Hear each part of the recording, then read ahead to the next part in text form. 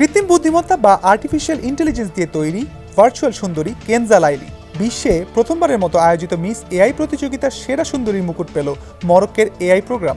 AI সুন্দরী প্রতিযোগিতার আয়োজন করেছিল সামাজিক যোগাযোগ মাধ্যম ফানভু। গত মাসে এ প্রতিযোগিতায় সেরা 10 প্রতিযোগীকে নির্বাচিত করেছিলেন বিচারকরা।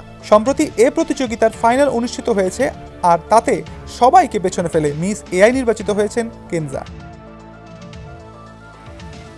ভার্চুয়াল সুন্দরী কেনজা মূলত লাইফস্টাইল ইনফ্লুয়েন্সার হিসেবে কাজ করে। মিস এআই নির্বাচনের ক্ষেত্রে এর সৌন্দর্য, প্রভাব, অনুসারী সহ বেশ কয়েকটি বিষয় বিবেচনা করেন বিচারকরা। কেনজার 1 লাখ ইনস্টাগ্রাম ফলোয়ার এবং 45,000 টিকটক ফলোয়ার রয়েছে, আর এসব বৈশিষ্ট্যের দিক থেকে কেনজা সবাইকে পেছনে ফেলেছে।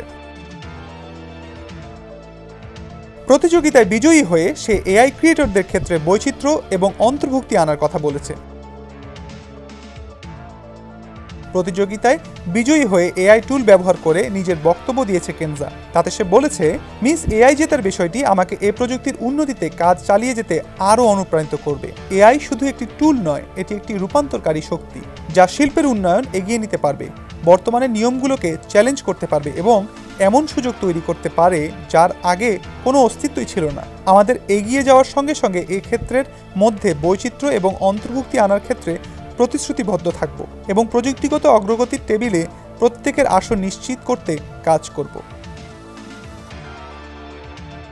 গত বসন্তে মিস এআই প্রতিযোগিতা শুরু হলে বিশ্বের 1,500 এআই প্রোগ্রাম বা এআই সুন্দরী এ প্রতিযোগিতায় অংশ নেয়। এর আয়োজক ফানভুর তথ্য অনুযায়ী এ প্রতিযোগিতার শীর্ষ 10-এ বাংলাদেশের একটি এআই প্রোগ্রামও উঠে এসেছিল।